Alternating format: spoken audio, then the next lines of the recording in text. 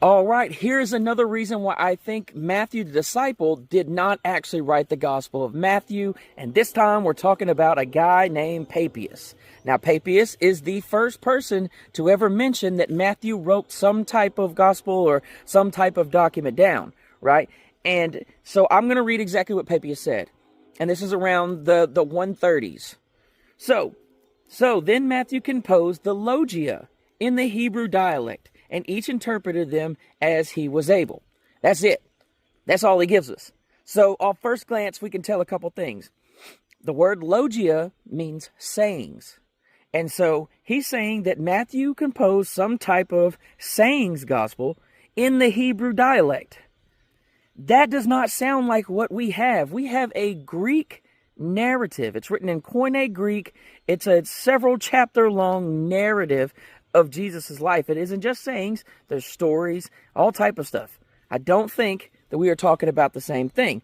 Now, here's where I really think the argument gets tough.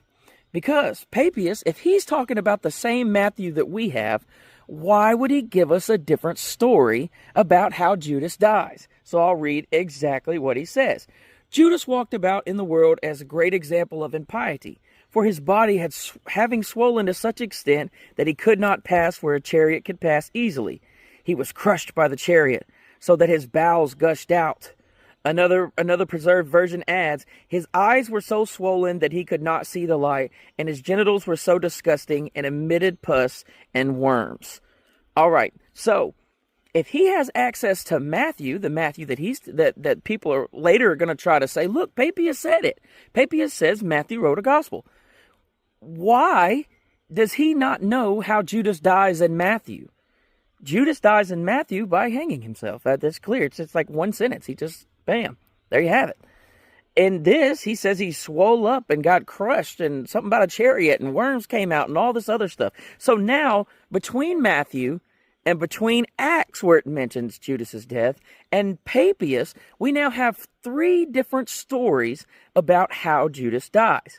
So, you got to think about this. Is this a guy that we trust? And do you think he is describing the same Matthew that we have? We have a Greek narrative. He describes the sayings in Hebrew.